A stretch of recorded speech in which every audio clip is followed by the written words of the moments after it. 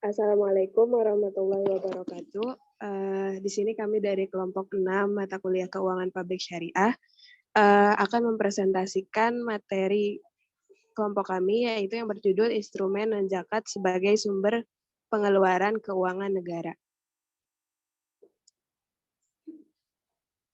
Selanjutnya, kelompok kami terdiri dari 3 orang, yaitu saya sendiri, Salmi Maulida Sulistiyawati, ada Nika Maulidia Samanita, dan Yusrina Jalan Salihah.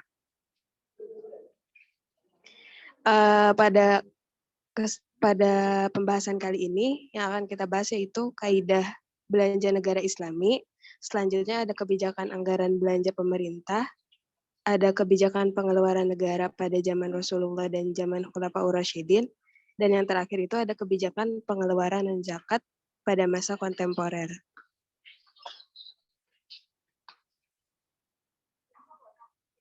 Materi pertama akan dijelaskan oleh Nika Maulidia. Baik, terima kasih Selvi. Jadi kita masuk kepada pembahasan yang pertama, yaitu kebijakan belanja negara Islami.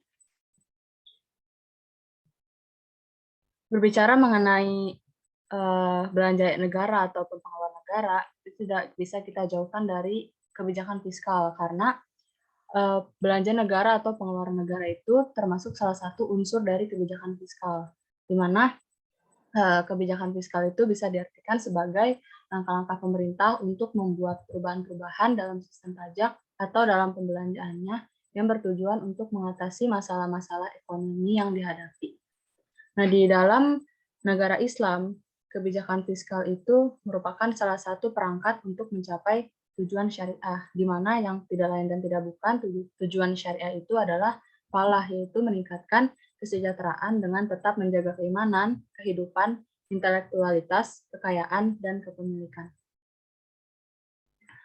Lalu dalam perspektif ekonomi Islam, jadi kebijakan fiskal itu di dalam perspektif ekonomi Islam dibagi menjadi 2 instrumen. Yang pertama, kebijakan pendapatan yang tercermin dalam kebijakan pajak. Lalu yang kedua ada kebijakan belanja atau pengeluaran, yang dimana sekarang kita sedang membicarakan tentang belanja pemerintah atau pengeluaran. Nah, kedua instrumen tersebut akan terlihat dalam anggaran belanja negara, PAI, kafarat, dan pendapatan lain yang bersumber dari usaha yang halal. Apa sih kebijakan pengeluaran itu? Jadi kebijakan pengeluaran itu sendiri adalah unsur kebijakan fiskal di mana pemerintah atau negara itu membelanjakan pendapatan yang telah dikumpulkan tadi. Dengan kebijakan pengeluaran inilah negara itu dapat melakukan proses distribusi pendapatannya kepada masyarakat, dan juga maka negara bisa menggerakkan perekonomiannya yang ada di dalam masyarakat. Kemudian dalam melaksanakan kebijakan pengeluaran ini, diharapkan pemerintah itu di dalam negara yang Islami itu bisa menggunakan keuangannya tersebut untuk dalam rangka meningkatkan taraf hidup masyarakat, juga dalam rangka meningkatkan ketakwaan masyarakat ya. Jadi pemerintah itu harus bisa menjamin kebutuhan pokok seluruh warga negaranya tanpa memandang agama, tanpa memandang status sosial, dan tanpa memandang suku. Jadi intervensi apa aja sih yang bisa, intervensi kebijakan fiskal apa yang dilakukan oleh pemerintah gitu. Jadi ada yang namanya jaminan pemenuhan pangan, sandang, dan papan. Jadi jaminan pemenuhan kebutuhan hidup ini, sandang, pangan, papan itu hanya untuk ditujukan kepada masyarakat, pada warga negara yang bisa dibilang miskin atau tidak mampu. Nah, pemerintah harus mampu mengintervensi di dalam situ.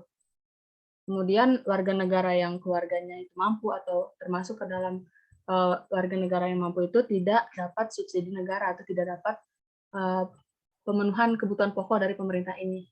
Lalu apa yang bisa dilakukan pemerintah untuk seluruh warga negaranya, tidak yang mampu ataupun yang tidak mampu? Jadi ada yang namanya public utilities, di mana pengadaan jaminan ini ada jaminan pelayanan keamanan, kesehatan, dan pendidikan untuk seluruh warga negara di negara Islami tersebut.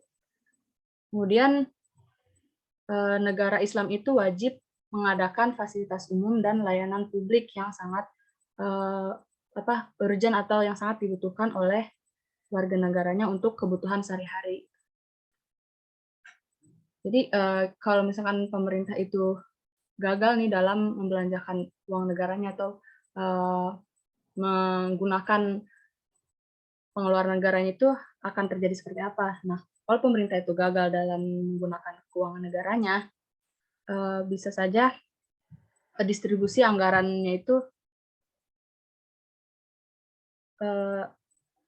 tidak baik gitu di dalam negara. Jadi mungkin aja ada kemunduran, ada kehancuran di dalam negara itu sendiri, dan juga negaranya itu jadi lemah, dan juga ada pertikaian inter atau ada pertikaian di dalam sebuah negara tersebut.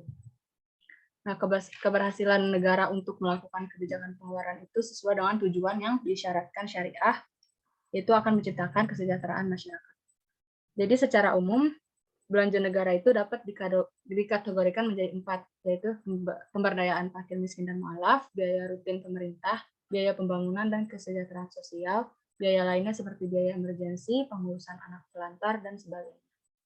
Nah, dalam konsep ekonomi Islam, belanja negara itu harus sesuai dengan syairiyah dan penentuan skala prioritas. Kemudian berikut ini adalah kaidah-kaidah kebijakan belanja pemerintah menurut para ulama, bahwa timbangan kebijakan pengeluaran atau belanja pemerintah itu harus senantiasa mengikuti kaidah maslahah. Juga menghindari masyaqqah atau kesulitan dan mudarat harus menghindari kesulitan dan mudarat itu harus didahulukan ketimbang dengan melakukan pembenahan. Kemudian mudarat individu dapat dijadikan alasan demi menghindari mudarat dalam skala umum. Lalu pengorbanan individu ataupun kerugian individu itu dapat dikorbankan demi menghindari kerugian dan pengorbanan dalam skala umum. Kemudian kaidah al-Ghiyurmu bil Gunmi, yaitu kaidah yang menyatakan bahwa yang mendapatkan manfaat itu harus siap menanggung beban. Lalu kaidah malayatimu al-wajibu illa bihi fahuwa wajib, yaitu kaidah yang menyatakan bahwa sesuatu hal yang wajib ditegakkan dan tanpa ditunjang oleh faktor penunjang lainnya tidak dapat dibangun, maka menegakkan faktor penunjang tersebut menjadi wajib hukumnya. Kemudian selanjutnya tujuan pembelanjaan pemerintah dalam Islam. Jadi pembelanjaan pemerintah dalam Islam itu memiliki 5 tujuan, setidaknya 5 tujuan. Yang pertama itu untuk pengeluaran demi memenuhi kebutuhan hajat masyarakat. Lalu pengeluaran sebagai alat redistribusi kekayaan. Yang ketiga, pengeluaran yang mengarah pada semakin bertambahnya permintaan efektif. Yang keempat, pengeluaran yang berkaitan dengan investasi dan produksi. Lalu pengeluaran yang bertujuan menekan tingkat inflasi dengan kebijakan intervensi pasar. Kemudian kebijakan belanja pemerintah ekonomi syariah itu ada 3 ya, teman-teman. Yang pertama itu belanja kebutuhan operasional pemerintah yang rutin, belanja umum yang dapat dilakukan pemerintah apabila sumber dananya tersedia, lalu belanja umum yang berkaitan dengan proyek yang disepakati oleh masyarakat. Berikut dengan sistem pendanaannya. Nah, berikut adalah ayat dan hadis yang menjadikan dasar dari kaidah-kaidah kebijakan belanja pemerintah. Yang pertama ada surat Az-Zariyat ayat 19. Nah, artinya dan pada harta-harta mereka ada hak untuk orang miskin yang meminta dan orang miskin yang tidak mendapat bagian. Kemudian Al-Hasyr ayat 7 disebutkan supaya harta itu jangan hanya sekadar di antara orang-orang kaya saja, di antara kamu. Lalu yang terakhir ada hadis dari Abu Hurairah, Rasulullah SAW bersabda, sebaik-baiknya sedekah adalah sesuatu yang diberikan dari seseorang yang tidak membutuhkan dan mulailah dari orang yang menjadi tanggungan. Pembahasan selanjutnya akan dijelaskan oleh Selvi, silakan. Ya, selanjutnya ada pembelanjaan negara harus didasarkan pada hal-hal berikut. Yang pertama itu ada kebijakan belanja rutin harus sesuai dengan asas maslahat umum. Terus ada yang kedua juga harus didasarkan pada prinsip efisiensi dalam belanja rutin dan harus berdasarkan prinsip keadilan, yaitu tidak berpihak pada kelompok kaya dalam pembelanjaan walaupun dibolehkan berpihak pada kelompok miskin. Jadi kalau misalnya berpihak pada kelompok miskin itu diperbolehkan karena memang mereka lebih membutuhkan. Selanjutnya itu didasarkan pada prinsip komitmen dengan aturan syariah, maka alokasi belanja negara hanya boleh pada hal-hal yang mudah dan menjauhi yang haram. Selanjutnya itu didasarkan pada prinsip komitmen dengan skala prioritas syariah, dimulai dari yang wajib, sunnah, mubah, atau doruroh, hajiat, dan kamaliyah. Selanjutnya,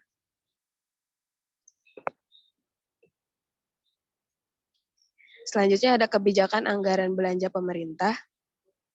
Pada dasarnya pemerintah harus berbelanja sesuai dengan pendapatannya. Keadaan ini dinamakan dengan anggaran belanja berimbang. Akan tetapi apabila tingkat perekonomian baik, kesempatan kerja penuh tercapai, serta kenaikan harga seimbang, belanja negara dapat dihemat sehingga pemerintah dapat melakukan saving terhadap pendapatannya. Maka keadaan ini dinamakan dengan anggaran belanja surplus. Dan sebaliknya, apabila tingkat kegiatan ekonominya rendah dan terdapat banyak pengangguran, terus kemiskinan juga banyak, dan musibah serta lain sebagainya, maka pemerintah akan melakukan belanja yang melebihi pendapatannya.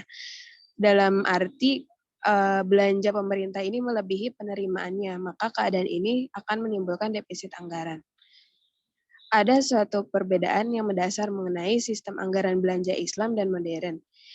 Sistem belanja Islam itu menitik beratkan pada masalah pelayanan terhadap urusan umat yang telah diserahkan oleh yang telah diatur oleh syara dan ditetapkan sesuai dengan apa yang menjadi pandangan agama Islam. Sedangkan menurut anggaran belanja modern lebih menekankan pada suatu campuran antara rencana dan proyek. Selanjutnya itu materi yang kedua itu kebijakan pengeluaran negara. Saat membelanjakan uang masyarakat, maka pemerintah ini harus memprioritaskan kepada hal-hal yang penting. Dalam pandangannya pembelanjaan utama antara lain yaitu kalau menurut Islam itu yang pertama itu kaum miskin dan yang membutuhkan. Yang kedua itu prioritas yang kedua itu pemeliharaan tentara untuk jihad dan pertahanan. Yang ketiga pemeliharaan ketertiban dan hukum internal. Yang keempat itu pensiun dan gaji pegawai, pendidikan, infrastruktur, dan kesejahteraan umum. Ada pengaturan dan penyesuaian antara sumber pendapatan dan pengeluaran. Untuk penerimaan dari zakat dan ghanimah, peruntukannya sudah ditentukan secara jelas dalam Al-Quran. Jadi kalau zakat itu udah pasti dikeluarinnya ke 8 asnaf itu. Sedangkan untuk kebutuhan yang lainnya biasanya didapatkan dari FAI. Pemanfaatannya lebih fleksibel untuk mengcover pengeluaran publik lainnya. Selanjutnya ini ada alokasi pengeluaran dari sumber penerimaan negara. Nah, tadi yang seperti di slide sebelumnya, yaitu zakat itu kebutuhan dasar untuk pemenuhan kebutuhan dasar. Dan kebutuhan dasarnya ini dari 8 asnaf yang tadi, kayak orang miskin, fakir, itu kan mereka butuh sama kebutuhan dasar. Terus kalau kharaj itu pengeluarannya atau dialokasikannya untuk kesejahteraan sosial, sedangkan jizya itu untuk pendidikan dan penelitian. Terus jenis sukarela, tadi penerimaan jenis sukarela itu ada usyur, itu diperuntukkan untuk infrastruktur atau fasilitas publik. Terus ada infak dan sedekah itu untuk dakwah dan propaganda Islam, dan wakaf itu untuk administrasi negara. Terus ada yang jenis kondisional, itu ada khums, pajak, dan keuntungan BUMN dan lainnya, itu lebih fleksibel lagi pengalokasiannya. Dalam Islam, semua jenis pendapatan itu dimasukkan ke dalam Baitul Mal, lalu digunakan pada 2 jenis penyaluran, yaitu anggaran untuk kesejahteraan dan anggaran untuk umum. Anggaran untuk peningkatan kesejahteraan berasal dari pendapatan zakat dan sedekah. Sedangkan anggaran untuk kesejahteraan umum itu berasal dari pendapatan lain seperti pajak dan non-pajak. Didapatkan bahwa Islam lebih terfokus pada kesejahteraan masyarakatnya daripada pertumbuhan ekonomi semata. Selanjutnya,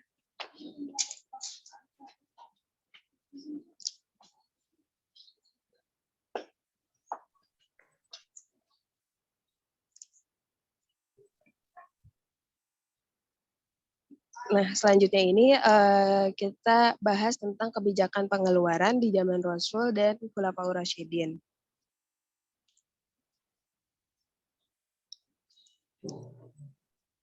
Boleh next slide.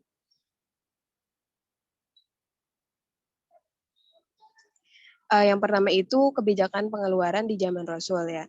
Di zaman Rasul ini ada dua jenis pengeluaran. Yang pertama itu pengeluaran primer atau pengeluaran yang utama yang lebih diprioritaskan, yaitu ada biaya pertahanan seperti persenjataan, unta, kuda, dan persediaan. Karena pada zaman Rasul itu masih sering ada peperangan. Yang selanjutnya itu penyaluran zakat dan usyur kepada yang berhak menerimanya sesuai ketentuan Al-Quran. Jadi yang kedua itu pengeluaran zakat kepada 8 aspek yang sudah ditentukan di Al-Quran. Yang ketiga ada pembayaran gaji untuk wali, kodi, guru, imam muazin, dan pejabat negara lainnya. Selanjutnya itu ada pembayaran upah para sukarelawan, dan ada pembayaran utang negara, serta bantuan untuk musafir atau dari daerah padak. Selanjutnya itu ada pengeluaran sekunder atau pengeluaran kedua setelah pengeluaran primer terpenuhi. Selanjutnya di pengeluaran sekunder ini ada bantuan untuk orang yang belajar agama di Madinah, hiburan untuk para delegasi keagamaan, hiburan untuk para utusan suku dan negara serta biaya perjalanan mereka, hadiah untuk pemerintah negara lain, pembayaran denda atas mereka yang terbunuh secara tidak sengaja dalam pasukan muslim, terus pembayaran utang orang yang meninggal dalam keadaan miskin, pembayaran tunjangan untuk orang miskin, tunjangan untuk saudara Rasulullah, dan pengeluaran rumah tangga Rasulullah. Jadi kalau di zaman Rasulullah, kebijakan pengeluaran negaranya seperti ini, ada pengeluaran primer dan pengeluaran sekunder. Selanjutnya itu ada kebijakan pengeluaran pada Khulafaur Rasyidin. Yang pertama itu ada Abu Bakar As-Siddiq. Pada masa Abu Bakar As-Siddiq ini kebijakan pengelolaan anggaran yang dilakukan Abu Bakar As-Siddiq adalah dengan langsung membagi habis harta Baitul Mal. Nah, kebijakan ini juga sebenarnya sudah ada di masa Rasulullah dan dilanjutkan oleh Abu Bakar, di mana berapapun pemasukan yang diperoleh negara akan langsung didistribusikan sampai habis. Nah, sistem pendistribusian seperti ini melanjutkan apa yang dilakukan tadi di masa Rasulullah, sehingga pada saat beliau wafat, hanya ada 1 dirham yang tersisa dalam pembendarahan keuangan, karena setiap pemasukan akan selalu langsung dihabiskan. Selama Abu Bakar memerintah sebagai khalifah, kebutuhan beliau beserta keluarganya itu dipenuhi oleh harta dari Baitul Mal, untuk mencukupi kebutuhan beliau karena keterbatasan penghasilan Abu Bakar. Nah, selanjutnya itu pada masa Umar bin Khattab. Pada saat kekhalifahan Umar bin Khattab ini, Umar mengambil kebijakan yang berbeda dengan para pendahulunya dalam mengelola Baitul Mal. Jadi kalau misalnya dari Abu Bakar tadi mengikuti kebijakan seperti Rasulullah yang menghabiskan semua harta Baitul Mal, tapi beda dengan Umar bin Khattab. Kebijakan yang diambil Umar bin Khattab ini tidak menghabiskan seluruh pendapatan negara secara sekaligus, tetapi bertahap sesuai dengan kebutuhannya, dan sebagian diantaranya itu disimpan sebagai dana cadangan darurat untuk membiayai angkatan perang dan kebutuhan umat lainnya. Untuk mengelola dana tersebut, Umar membangun Baitul Mal dan mengembangkannya sehingga menjadi lembaga yang permanen, serta mendirikan cabang-cabang Baitul Mal di setiap provinsi. Nah, Baitul Mal ini secara tidak langsung menjadi atau berfungsi sebagai pelaksana kebijakan fiskal negara Islam pada saat itu. Dan untuk mendistribusikan harta Baitul Mal, Umar membuat beberapa departemen, yaitu Departemen Pelayanan Militer, Kehakiman dan Eksekutif, Pendidikan dan Pengembangan Islam, dan Jaminan Sosial. Nah, alokasi pendapatan negaranya juga dibagi menjadi 4. Yang pertama itu ada pendapatan zakat dan usyur, itu didistribusikan dalam tingkat lokal. Jika ada kelebihan, maka akan disimpan di Baitul Mal dan akan menjadi dibagikan ke 8 asnaf. Selanjutnya ada pendapatan khums dan sedekah, itu didistribusikan kepada kaum miskin tanpa didiskriminasi apakah dia muslim atau non muslim. Jadi yang penting dia miskin maupun baik muslim maupun non muslim. Selanjutnya itu ada pendapatan dari kharaj, pai, jizyah, dan usar. itu digunakan untuk membayar dana pensiun, dana bantuan, serta menutupi biaya administrasi, kebutuhan militer, dan lain sebagainya. Dan yang terakhir itu ada pendapatan lain-lain di luar yang tiga tadi, itu untuk membayar para pekerja pemeliharaan anak-anak, serta dana sosial lainnya. Selanjutnya akan dijelaskan oleh Yusri Najilan. Baik, terima kasih Selvi. Selanjutnya ada Utsman bin Affan, yaitu Khalifah ketiga. Khalifah Utsman bin Affan adalah salah satu seorang dari beberapa orang terkaya di antara sahabat Nabi. Beliau tidak mengambil upah dari Baitul Mal, sebaliknya Utsman malah menyimpan uangnya di bendahara negara. Kemudian Utsman bin Affan membuat kebijakan, yaitu kebijakan pengeluaran kontroversial yang dilakukan Khalifah Utsman, yaitu ada kebijakan untuk memberikan kerabatnya harta dari Baitul Mal. Kemudian ada menggunakan dana zakat untuk pembiayaan perang atau pembiayaan lainnya. Dan yang ketiga ada memberikan gaji bagi para pejabat negara. Khalifah membuat beberapa perubahan administrasi tingkat atas dan mengganti gubernur Mesir, Busrod, Aswad, dan lain-lain. Diganti dengan orang-orang yang baru. Dengan restrukturisasi, diharapkan penerimaan negara menjadi meningkat. Restrukturisasi tersebut kemudian diubah kembali pada saat pemerintahan Khalifah Ali. Selanjutnya yang terakhir yaitu Khalifah Ali bin Abi Thalib. Ali berkuasa selama 5 tahun. Setelah pengangkatan dirinya, Ali kemudian melaksanakan kebijakan untuk mengganti pejabat-pejabat yang korup yang ditunjuk Utsman. Kemudian membuka kembali tanah-tanah perkebunan yang diberikan kepada orang-orang kesayangan Utsman. Serta mendistribusikan pendapatan sesuai dengan yang diatur dengan Umar. Ali mendistribusikan seluruh pendapatan Baitul Mal yang ada di Madinah, Kufah, dan Busro dalam alokasi pengeluaran yang dilakukan hampir sama dengan dilakukan Khalifah Umar. Pengeluaran untuk angkatan laut yang ditambah jumlahnya pada masa Utsman oleh Ali dihilangkan, karena daerah sepanjang garis pantai seperti Syria, Palestina, dan Mesir berada di bawah kekuasaan Muawiyah. Sementara Muawiyah memberontak kepada Ali dengan memproklamirkan dirinya sebagai penguasa independen di Syria. Adapun fungsi Baitul Mal masih tetap seperti sebelumnya.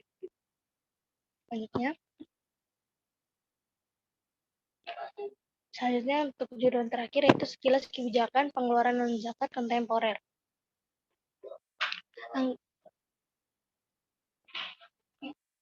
Anggaran modern merupakan suatu campuran rumit antara rencana dan proyek yang harus dilaksanakan di masa depan, maupun dilenyapkan kesulitan dan rintangan yang terdapat pada jalan pertumbuhan ekonomi negara. Negara Islam modern harus menerima konsep anggaran modern dengan perbedaan pokok dalam penanganan defisit anggaran. Negara Islam dewasa ini harus mulai dengan pengeluaran yang mutlak, diperlukan dan untuk mencari jalan dengan cara untuk mencapainya, baik dengan rasionalisasi struktur pajak atau dengan mengambil kredit dari sistem perbankan atau dari luar negeri. Di zaman modern ini, penerimaan ini tidak dapat memenuhi persyaratan anggaran diperlukan untuk mengenakan pajak baru, terutama pada orang yang lebih kaya demi kepentingan kemajuan dan keadilan sosial. Selanjutnya,